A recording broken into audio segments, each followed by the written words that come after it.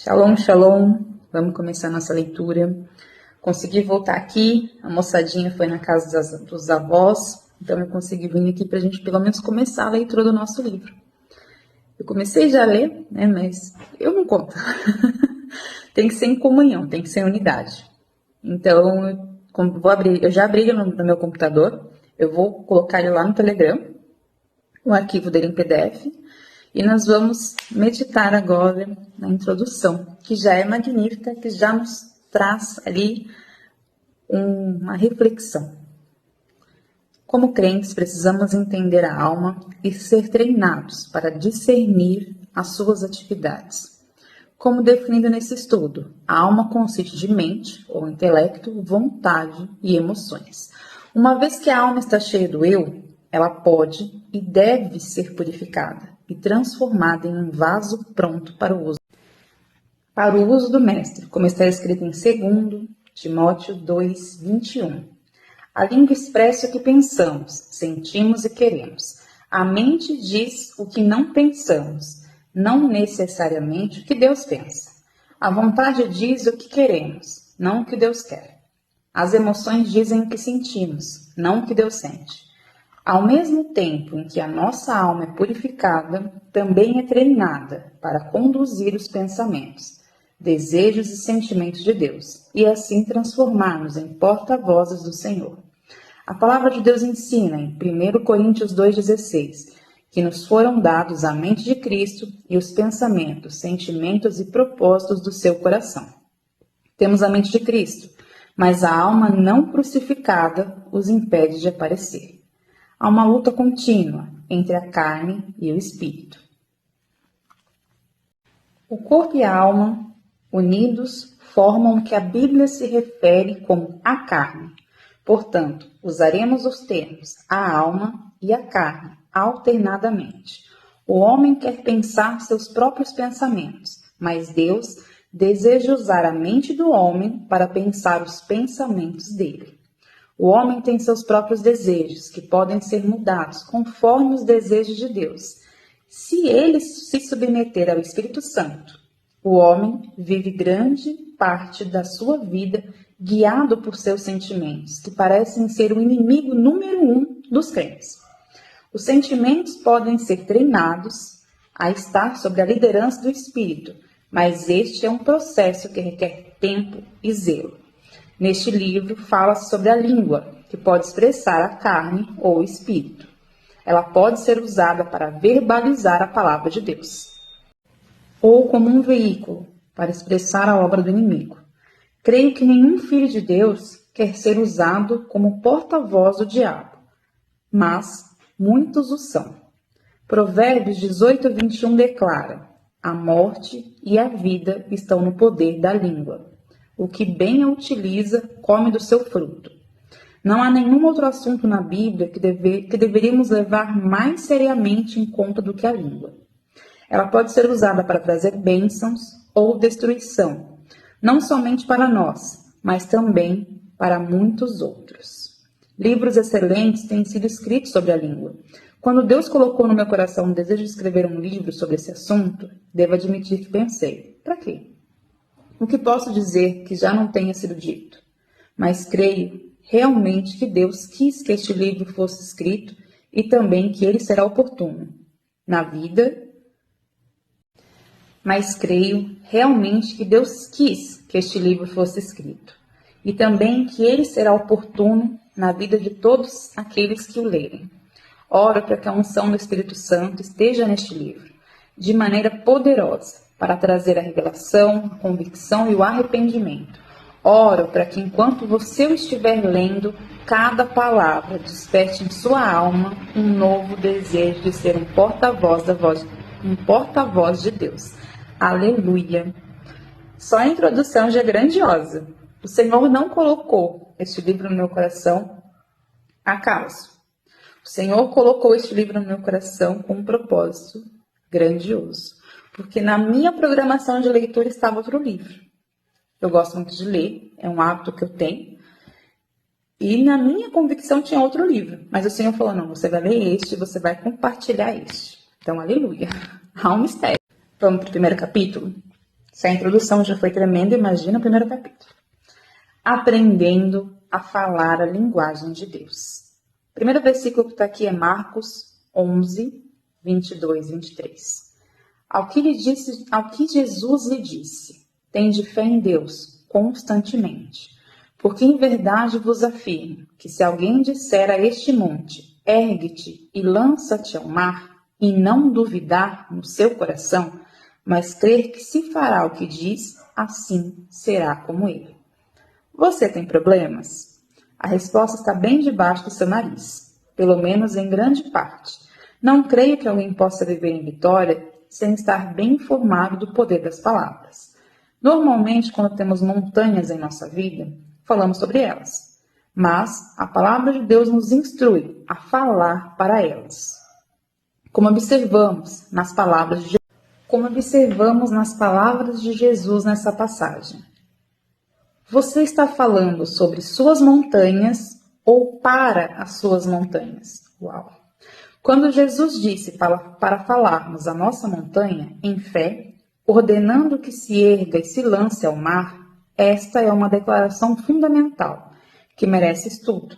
Em primeiro lugar, o que falamos para as montanhas da nossa vida. É óbvio que não é para lançar sobre elas a nossa vontade, mas sim a vontade de Deus, expressa em sua palavra. Em Lucas 4, quando Jesus estava sendo tentado por Satanás no deserto, ele respondeu a cada tentação com a palavra de Deus. Jesus repetidamente diz, está escrito. E os versículos citados que vão de encontro às mentiras e decepções do diabo se seguem. Temos uma tendência de tentar isso por um tempo. E quando não vemos resultados rápidos, paramos de falar a palavra para os problemas e novamente começamos a falar nossos sentimentos, que é provavelmente o que nos levou ao começo de tudo. Um entalhador pode martelar uma pedra 99 vezes, sem que haja evidência de que esteja acontecendo alguma coisa. Então, na 100ª vez, ela pode partir-se em duas. Cada golpe estava enfraquecendo a pedra, sem que houvesse sinais que o indicassem. A persistência é um elo vital para a vitória. Devemos saber em quem cremos e dedicar-nos a conhecê-lo até ver o resultado. Obediência e perdão são tão importantes quanto a fé e perseverança. Por isso, vos digo que tudo quanto em oração pedides, crede, acredite e confie que recebestes, e será assim. E quando estiverdes orando, se tendes alguma coisa contra alguém, perdoai. Esqueça, para que o vosso Pai Celestial vos perdoe as vossas próprias ofensas. Mas, se não perdoardes, também vosso Pai Celestial não vos perdoará as vossas ofensas, como está escrito em Marcos 11, 24 e 26. Para ter certeza de que mantemos o equilíbrio nesse ensinamento, deixe-me dizer que falar a palavra de Deus é algo poderoso e absolutamente necessário para vencer. No entanto, essa não é a única doutrina da palavra de Deus. Por exemplo, a obediência é igualmente importante. Se uma pessoa pensa que pode viver em desobediência e ao mesmo tempo falar a palavra de Deus para suas montanhas e ainda assim ser vitoriosa, ficará profundamente desapontada. Como Jesus demonstra claramente nessa passagem, em Marcos 11, 22 e 26. Deve ser considerado como um todo. No versículo 22, Jesus disse que devemos ter fé em Deus. No versículo 23, ele ensina a liberar a fé falando para as montanhas. No versículo 24, ele fala da oração e da importância de orar, crendo. No versículo 25, Jesus manda perdoar. E no versículo 26, ele afirma claramente que se não perdoarmos, também nosso Pai Celestial não perdoará as nossas ofensas. Não há nenhum poder em falar a uma montanha se o coração estiver cheio de falta de perdão. E esse é um problema endêmico entre filhos de Deus. Multidões de pessoas que aceitam Cristo como seu Salvador pessoal e se decepcionam ao tentar colocar em prática um dos princípios de Deus, enquanto ignoram completamente outro. Obediência é o tema central da Bíblia. Para muitos de nós, a vida está um caos por causa da desobediência. A desobediência pode ser resultado de ignorância ou de rebelião.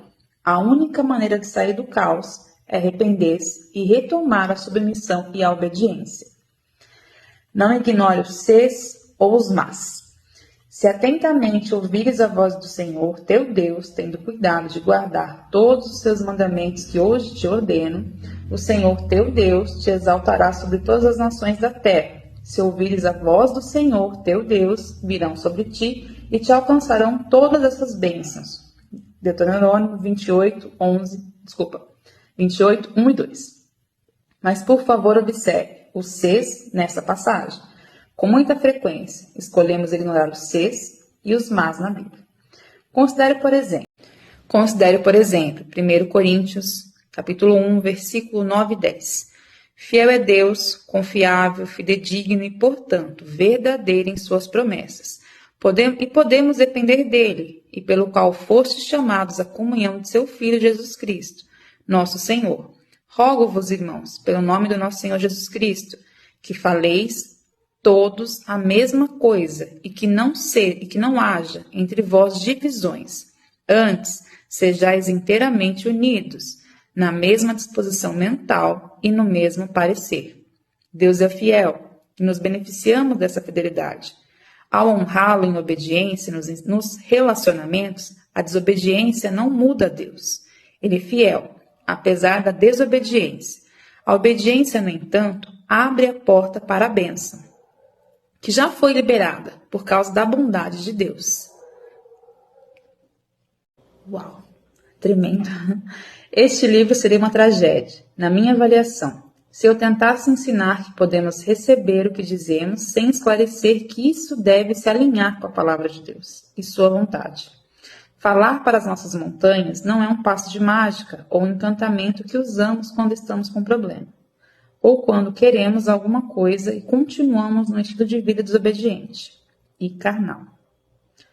Crianças, eu, porém, irmãos, não vos pude falar como a homens espirituais, e sim como a carnais, homens de carne, nos quais a natureza carnal predomina, como as crianças na nova vida, em Cristo, incapazes ainda de falar. 1 Coríntios 3, versículo 1. Enquanto estivermos na carne, devemos orar e esperar que Deus nos mostre misericórdia e não nos dê o que pedimos. Falamos muitas coisas que são da nossa vontade e não da vontade de Deus, simplesmente porque não conhecemos a diferença. Como bebês em Cristo, simplesmente não sabemos como falar ainda, como Paulo diz nessa passagem. Assim como bebês naturais devem aprender a falar a língua dos mais velhos, assim como os cristãos devem aprender a falar a maneira de Deus, aprendendo a falar a linguagem de Deus. Ora, todo aquele que se alimenta de leite é inexperiente na palavra da justiça, conforme a divina vontade no propósito, pensamento e ação, porque é criança, incapaz ainda de falar. Mas o alimento sólido é para os adultos, para aqueles que, pela prática, têm as suas faculdades exercitadas para discernir não somente o bem, mas também o mal, como está escrito em Hebreus 5, versículo 13 e 14. Precisamos de tempo para aprender a palavra de Deus e conhecer seu coração. Embora muitas coisas estejam claramente definidas na palavra de Deus e seja óbvio qual é a vontade de Deus, há outras coisas que não estão escritas em preto e branco. Devemos conhecer o seu coração e ser guiados pelo seu espírito. A Bíblia não diz que tipo de carro comprar, ou quando vender a casa, ou comprar uma casa nova, ou em qual empresa trabalhar. Quando trabalhamos em uma empresa, queremos uma promoção. Esse desejo pode ser a vontade de Deus. A vontade de Deus para nós. Mas também pode ser cobiça. Como saber a diferença? O tempo é a resposta. Leva tempo para conhecer a Deus, conhecer o próprio coração e ser totalmente sincero com nós mesmos e com Deus. Leva tempo para aprender sobre motivações e discernir se as nossas coisas são puras. Se for da tua vontade, nada tens, porque não pedis. Ou pedis a Deus e não recebeis, porque pedis mal, para, quando consegue o que deseja, esbanjardes em vossos prazeres. Tiago, capítulo 4, versículo 2 e 3. Uma vez ouvi dizer que uma pessoa de fé nunca orará, se for da tua vontade. Não houve nenhuma outra explicação.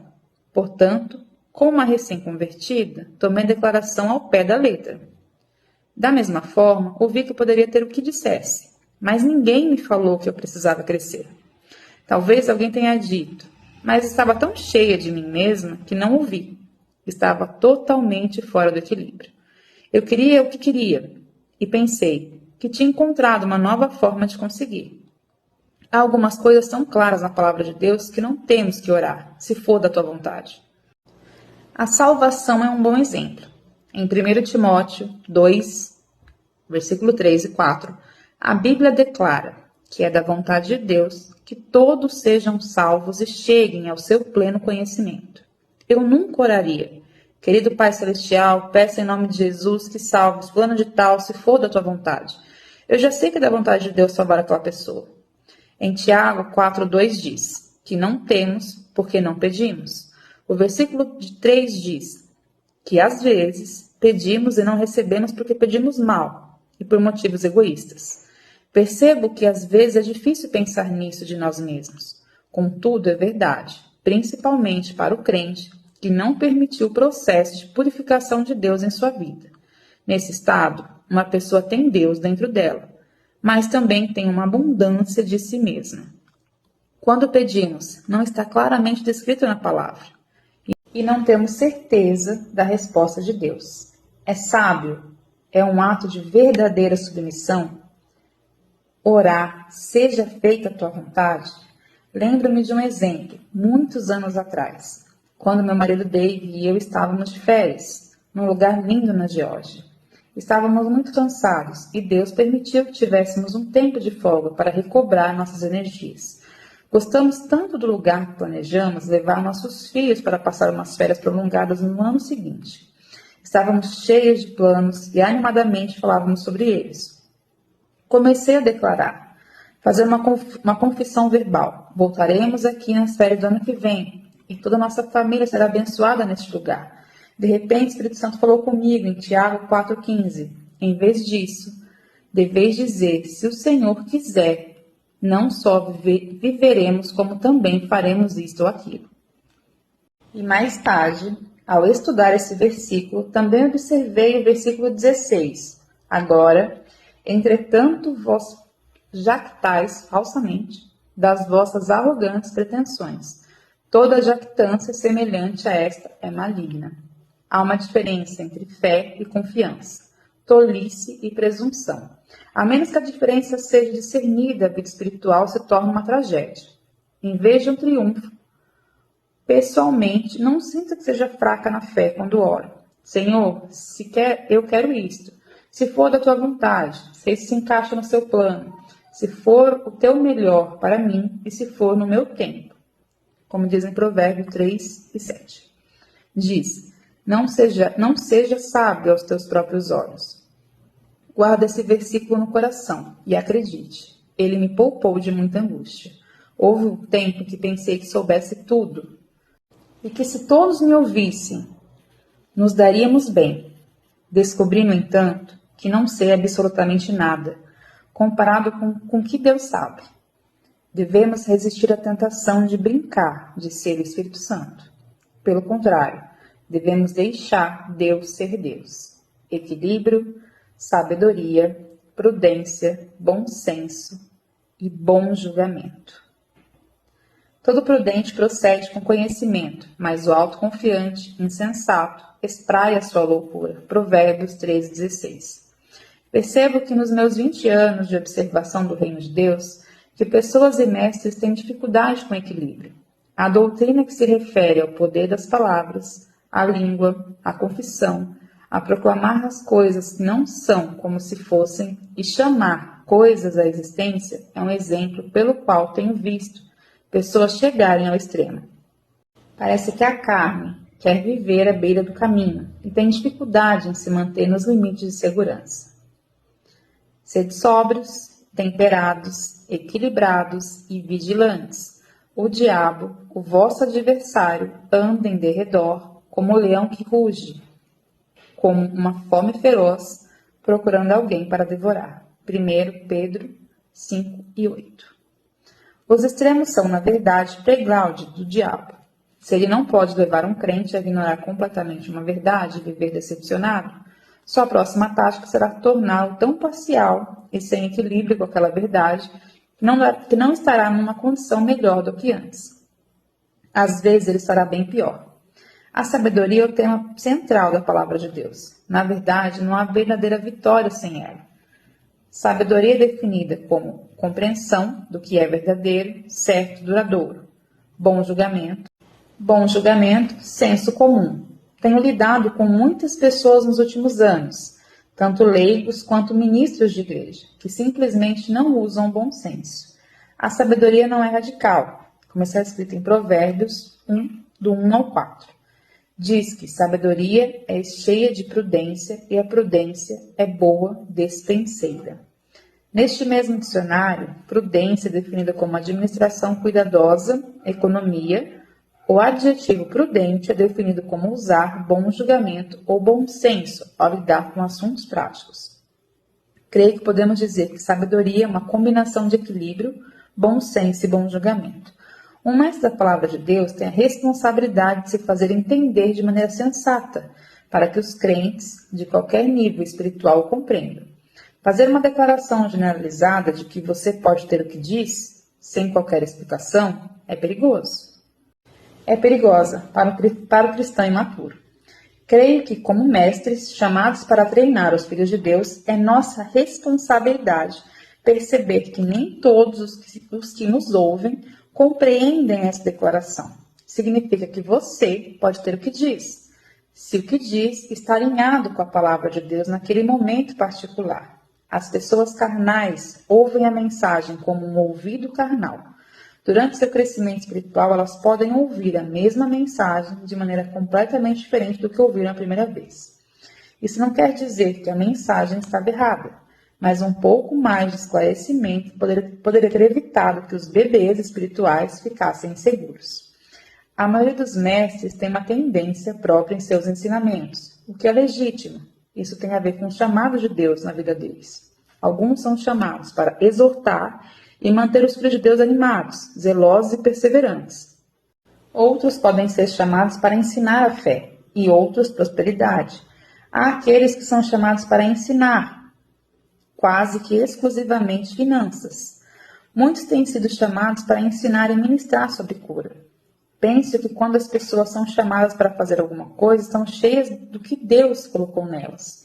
E que se não forem cuidadosas, podem ficar tendenciosas.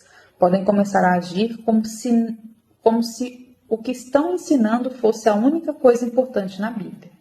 Isso não pode ser intencional, mas, novamente, sinto que é nossa responsabilidade ter certeza de que estamos apresentando o material de forma equilibrada, lembrando que os bebês em Cristo só conhecem o que ministramos a eles e nada mais.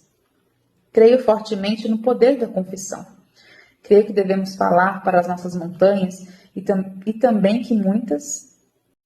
Creio fortemente no poder da confissão.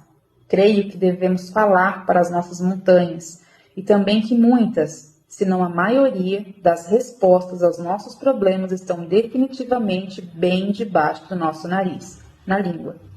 Creio fortemente na maturidade do crente, na crucificação da natureza carnal e na morte do egoísmo, na necessidade da obediência e na submissão ao Espírito Santo. Em outras palavras, não estou tentando ensinar algo que somente o ajude a sair do problema, ou conseguir algo que você queira.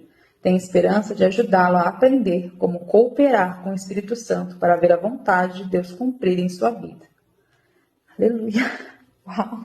Ai, meu Pai amado! Senhor, foi uma surra esse primeiro capítulo aqui para mim. Foi uma surra. Uma surra. Eu me vi em muitas situações. Me vi em muitas situações quando era recém-convertida. Ali em relação à murmuração, reclamação. Me vi também em muitas situações como bebê, como ela cita aqui, a parte de ser, né, recém-convertido, você é um bebezinho na fé, né? E aqui como ela fala sobre quando você vai, eu oro muito, até hoje, se for da vontade do Senhor.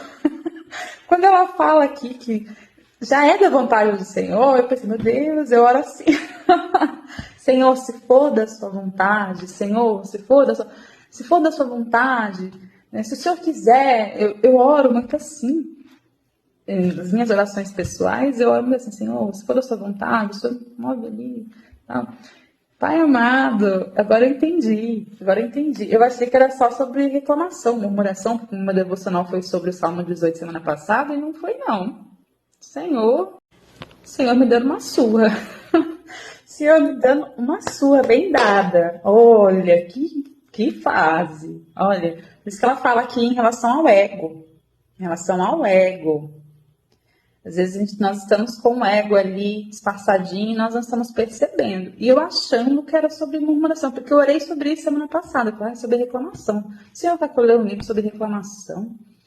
E aí, enquanto eu li o primeiro capítulo, eu lembrei de muita coisa, assim, que do meu passado, do comecinho, né, de quando eu me converti ali, que eu não tinha apoio, não tinha muita, né, você não tem ali experiência, você não tem ali, eu não tinha apoio, era tudo na base da curiosidade, você vai procurando, tanto que foi assim que eu cheguei na Global, né, você vai comendo de muitas mesas, né, até você se sentar na mesa que te traz o alimento sólido, né. Bebezinho. Nossa, pai amado. E eu fiquei ali, e agora eu fiquei refletindo. Falei, Senhor. E detalhe, é a mesma coisa na Bíblia. Cada vez que eu leio um versículo, cada vez que eu leio uma passagem na Bíblia, eu posso ler ali 3, 4 vezes. Cada vez que eu leio, é uma chave diferente. É um entendimento diferente. Eu já li esse livro.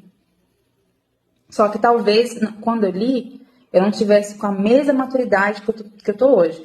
Eu li quando eu fiz minha formação em psicanálise, quando eu fiz minha formação ali em coach, na Febraços, com o Paulo Vieira.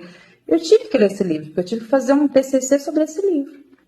Só que naquela época talvez eu não tivesse a clareza, né, a venda destampada dos olhos, igual estou tendo agora.